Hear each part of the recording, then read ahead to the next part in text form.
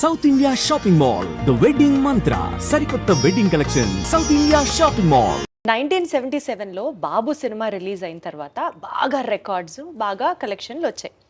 అదే టైంలో ఆ స్పాన్లో కె విశ్వనాథ్ గారి జీవన జ్యోతి సినిమా రిలీజ్ అయినప్పుడు మీ సినిమా కలెక్షన్లు కొద్దిగా తగ్గాయి అని చెప్పి మీరే ఒక ఇంటర్వ్యూలో చెప్పారు. అంటే కాస్త డిసప్పాయింట్ అయ్యారు మీరు ఆ టైంలో అని చెప్పారు. సో దాని తర్వాత ఎక్స్పీరియన్స్ నా సినిమా అంటే ఇలా ఉండాలి అని ఒక స్టాండర్డ్ ఏమన్నా అనుకున్నారా మీరు? నిజంగానమ్మా, నాకు విశ్వనాథ్ గారి పిక్చరు, బాపు గారి పిక్చర్ అంటే చాలా ఇష్టం. మొదట్లో అసిస్టెంట్ డైరెక్టర్ కొన్నప్పుడు ఆదుర్ సుబ్బారావు పిక్చర్లు సాంగ్స్ టేకింగ్లో నా సినిమా బాగుంది 50 డేస్ వరకు బాగా ఆడుతుంది. ఈ లోపల జీవన్ జ్యోతి రిలీజ్ అయింది. నేను యాజ్ విశ్వనాథ్ గారి ఫ్యాన్ లాగా ఆ సినిమాకి వెళ్ళాను. ఎప్పుడైతే వాణిశ్రీతో ఆ సెంటిమెంటల్ పార్ట్ వచ్చిందో, zoo zoo zoo zoo zoo zoo zoo zoo zoo zoo అని పాట ఉంటుంది. ఆ పాట రాగానే ఒకటే అనుకున్నా, మన థియేటర్లో ఈ ఒక్క పాట కోసం మన థియేటర్లో వాళ్ళందరూ కూడా జూ జూ జూ అంటే విశ్వనాథ్ గారి థియేటర్కి వెళ్ళిపోతారు అని స్పోర్టివ్గా తీసుకున్నామ్మా. తీసుకుని ఆయనతో కూడా నేను షేర్ చేసుకున్నా.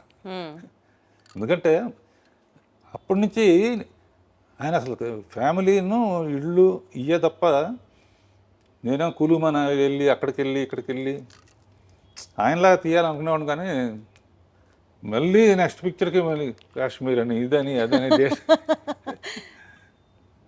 రెస్పాన్సిబిలిటీ అంటే ఆడియన్స్కి చాలా రోజులు రాజమౌళి కూడా ఫాలో అయ్యాడు.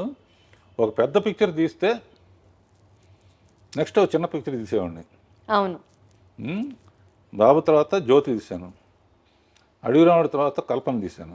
అచ్చా, అట్లా పెద్ద సినిమాలని చిన్న సినిమాలని రెండు బ్యాలెన్స్ చేయడం మీ స్కిల్.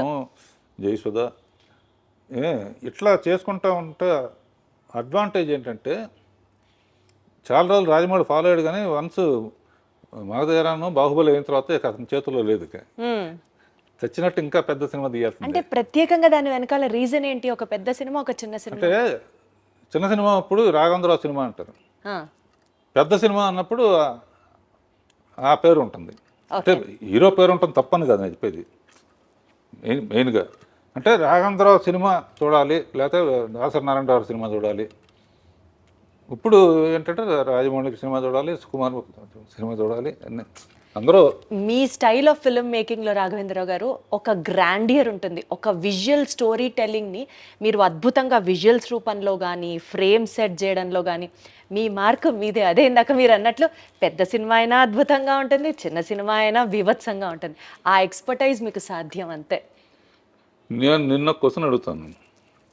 జ్యోతి తీశాను, దేవత తీశాను, బొబ్బులి బ్రహ్మను తీశాను, అన్నమయ్య తీశాను, తర్వాత ఇక ఫ్యామిలీ డ్రామాలు చాలా తీశాను, చాలా ఎమోషనల్ సబ్జెక్టులన్నీ.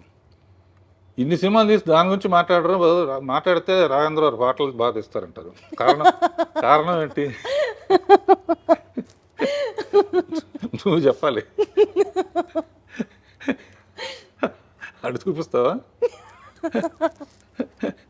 అలా అని కాదు, బట్ అంటే అదే నేను చెప్తున్నాను కదా, ఏ ఫ్రేమ్కి ఆ ఫ్రేమ్ స్పెసిఫిసిటీ ఉన్నా light travels faster than sound అంటారు కదా. సో కొన్ని సీన్స్, కొన్ని సాంగ్స్, ఎస్పెషల్లీ మీరు సాంగ్స్లో యూజ్ చేసే కొన్ని ప్రాపర్టీస్ అట్లా నిలబడిపోతాయి అంతే. అది వేరే లెవెల్ అంతే. అంటే అది మెయిన్ తెలివితేటలను డామినేట్ చేసి అంటే ఇంకా మా మైండ్ని డైవర్ట్ చేసేసి మీరు చూపించే ఆబ్జెక్ట్స్, ఎస్పెషల్లీ ఫ్రూట్స్ యూసేజ్ కానీ, ఎస్పెషల్లీ ఫ్లవర్స్ యూసేజ్ కానీ మీ తర్వాతే అంతే, ఇంకా అందులో తిరుగులేదు. పూజ్యులు వెంకయ్యనాయుడు గారు కూడా ఎప్పుడైనా స్టేజ్ మీద స్వర్ణ భారత్ అనే అవును ఒక ట్రస్ట్ నడుపుతున్నారు. బాగా చాలాసార్లు వెళ్ళాను, బాగా నడుపుతున్నారు, బ్రహ్మానందం ఉంటుందని. ఆయన ఏ స్టేజ్ మీద చెప్పినా కూడా రాఘవేంద్రరావు సినిమా అంటే స్వర్గాన్ని నేల మీద దీపుకున్నట్టే అండి. అసలు ఒక హీరోయిన్ని ఇంత అందంగా మరి ఏ దర్శకుడు చూపించలేనంత విధంగా ఆవిడ ఎంట్రీ కానీ, మీరిచ్చే ఆ షార్ట్స్, ఆ పూలు మధ్యలో అసలు వేరే లెవెల్. రాఘవేంద్రరావు గారు అదృష్టం చేసుకొని ఉండాలంతే ఆ సినిమాలో. మీ సినిమాలో నటించాలన్నా ఒక చిన్న భాగం అవ్వాలన్నా. నువ్వు కూడా చేద్దు కానీ ఎప్పుడైనా ఆహా తదాస్తు. ఇది ఎప్పుడో అవుతుంది, నెరవేరాలని కోరుకుంటున్నాను నేను కూడా. అంటే ఇందాక మీరు చెప్పినట్లు ఆ జీవన్ జ్యోతి సినిమా హాల్లోంచి చూసి మీరు బయటకు వస్తూ ఉన్న తర్వాత మేబీ అదే మీ స్ఫూర్తేమో. లేడీ ఓరియంటెడ్ సినిమాలు జ్యోతి, ఆమె కథ, అమరదీపం ఇట్లాంటివి మీరు చేసినప్పుడు అప్పట్లోనే లేడీ ఆడియన్స్ని, ఫ్యామిలీ ఆడియన్స్ని కూడా టార్గెట్ చేయాలి అని అనిపించిందా మీకు? ఒక స్ట్రెచ్లో ఆ సినిమాలు తీసుకుంటూ వచ్చారు. అట్లా అనిపించే ప్లాన్ చేశానమ్మా. ఎందుకంటే జ్యోతి అయిన తర్వాత చాలామంది నాకు అన్నీ అటువంటివి ఆఫర్ చేశారు. ఆఫర్ చేస్తే నేను తొందరపడి అటు వెళ్తే ఇప్పుడు సంచి పుచ్చుకుని ఇది ఇంటర్నేషనల్ ఫిల్మ్ ఫెస్టివల్ చుట్టూ తిరిగేవాడిని. వెయిట్ చేశాను కాబట్టి అడవి రాముడు వచ్చింది. అదే కదా అసలు ఆ సినిమా కలెక్షన్లు రాఘవేంద్రరావు గారు అప్పట్లోనే 4 కోట్లు, ఇవాళ రోజున 5,000 కోట్లతో సుమారుగా అప్రాక్సిమేట్గా సమానం. అవును, జనాభా లెక్క ప్రకారంగానే బాబోయ్, అసలు ఆ రోజుల్లో 4 కోట్లు వసూలు చేసింది అడవి రాముడు ఫస్ట్లో. అంటే లేడీ ఓరియంటెడ్ సినిమాలు, ఫ్యామిలీ సినిమాలు చేసే మీకు అప్పట్లో ఒక మాస్, ఒక కమర్షియల్ సినిమాని తీయాలి, అప్పటి లెజెండరీ యాక్టర్ ఎన్టీఆర్ గారితో మీరు చేయడం అనేది, ఆ డెసిషన్ తీసుకోవడానికి మీకు ఇన్స్పిరేషన్ ఏంటి? అసలు ఆయన ఒప్పుకున్నాడు నా డైరెక్షను అని తెలియగానే ఇక ఆయన సినిమాలు మళ్ళీ ఒకసారి బెదవాడ వెళ్ళిపోయి ఒకసారి రిలీజ్ అయ్యాయి కదమ్మా. ఆయన సినిమాలను చూశాను. ఆయన కనపడితేనే పూలు వేయటం లేకపోతే హారతలు వేయటం చేస్తారు. నడిచి వస్తేనే అలా చేస్తున్నారు. ఏనుగు మీద వస్తే ఎలా ఉంటుంది అని ఏనుగు మీద, అవును, గజారోహణం ఏదో అంటారుగా. ఏనుగు మీద వస్తే, ఏనుగు మీద రావాలంటే అడవికి వెళ్ళాలి.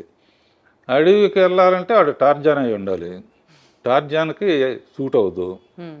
అప్పుడు ఏం చేయాలని ఆలోచించి ఎప్పుడు ఫారెస్ట్ ఆఫీసరు విలన్స్ కుమ్మక్కవుతారు.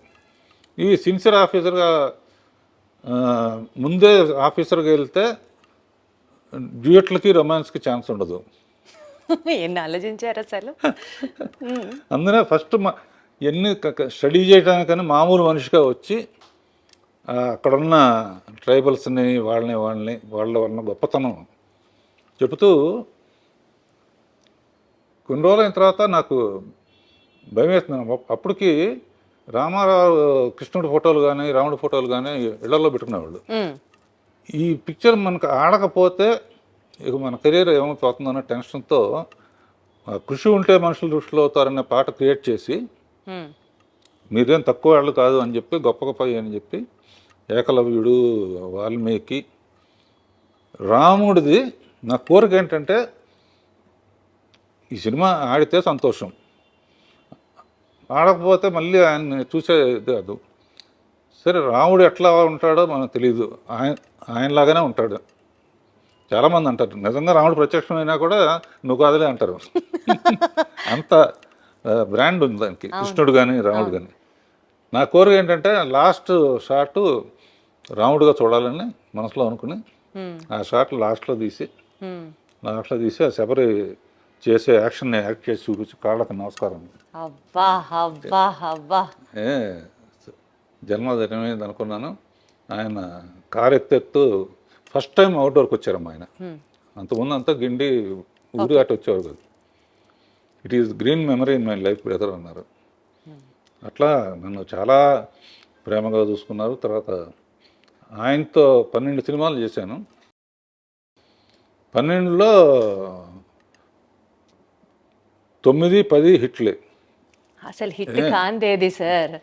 తర్వాత చిరంజీవితో 14 తీశాను. 14 సినిమాలు చిరంజీవి గారితో.